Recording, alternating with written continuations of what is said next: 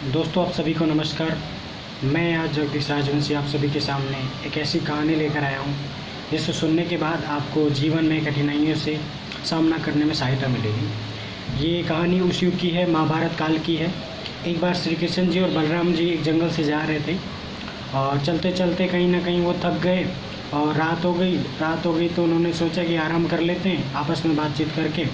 तो वही जंगल में बातचीत आराम करने लग गए और आराम करने के बाद तत्पश्चात क्या हुआ, श्री कृष्ण जी की आंख लग गई और बलराम जी जगे हुए थे।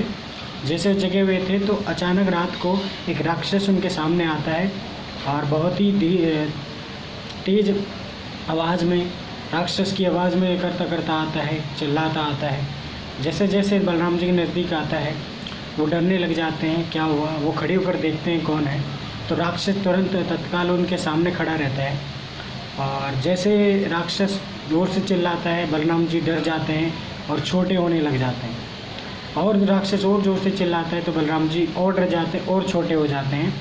और वो एकदम से राक्षस और भी तेज़ चिल्लाता है तो बलराम जी मूर्छित हो जाते हैं, बेहोशी के कंडीशन में चले जाते हैं, हालत में चले जाते हैं और वो बेहोश हो जाते हैं। तत्पश्चात होता क्या है, उसके बाद में रात्रि को श्री कृष्ण जी जागते हैं और जब बलराम जी बेहोशी की से स्थिति में जाने वाले होते हैं तब हे श्री कृष्ण बचाओ ये करके वो मूर्छित हो जाते हैं। तो श्री कृष्ण जी उनकी आवाज़ सुनते हैं और उठते हैं, जागते हैं, देखते हैं तो बलराम जी सोए हुए थे गहरी नींद में। तो श्री कृष्ण जी सोचते हैं कि बलराम को बहुत तगड़ी नींद आ रही है, इसे आराम करना चाहिए और अब मैं जाग लेता हूँ। क्योंकि दोनों में बातचीत हुई थी कि एक जागेगा तो एक देखभाल रखेगा और एक सोएगा तो दूसरा जागेगा।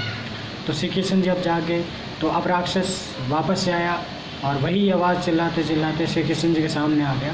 तो जैसे ही राक्षस चिल्लाए श्री कृष्ण जी और बड़े हो जाए, जैसे राक्षस चिल्लाए श्री कृष्ण जी और बड़े हो जाए, जैसे राक्षस चिल्लाए और कृष्ण जी और बड़े हो जाए और राक्षस इतना छोटा हो गया कि उसे एक कपड़े में बांधकर श्री कृष्ण जी ने अपनी कमर के बांध लिया।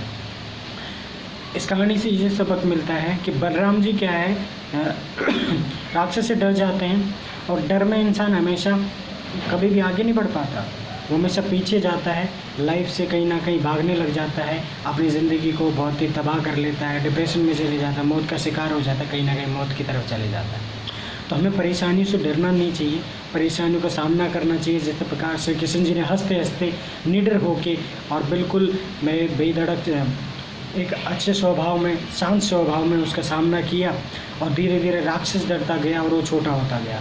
तो ऐसा ही होता है जब हम समस्याओं का दूर भागने लग जाते हैं, डरते हैं और उनका सामना नहीं करते तो समस्याएं इतनी बड़ी हो जाती है कि हम उनको कभी सॉल्व नहीं कर सकते, कभी उनका हल नहीं कर सकते।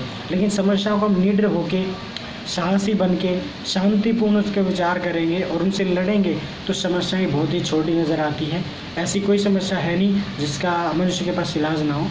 तो आप डरे नहीं किसी भी समस्या से जो आप सामना कर रहे हैं, किसी भी डर का सामना कर रहे हैं, किसी भी फील्ड में आप जा रहे हैं और उसमें आपको दिक्कत आ रही है सक्सेस होने में, तो आप डरे ना। रास्ता बहुत कठिन होता है लेकिन मुश्किल नहीं होता, नामुमकिन नहीं होता। और आप लगातार कठिनाइयों का सामना करते रहिए। एक दिन ऐसा आएगा जब कठिनाइयाँ आपके जीवन से बाहर चली जाएंगी और जीवन में खुशियाँ होंगी। और बहुत बहुत धन्यवाद, आपने मेरी वीडियो को देखा, ध्यान से सुना, समझा। अगर अच्छी लगी हो तो इसे शेयर कीजिए और आपको पता ही करना क्या है। बाकी थैंक्स फॉर वॉचिंग।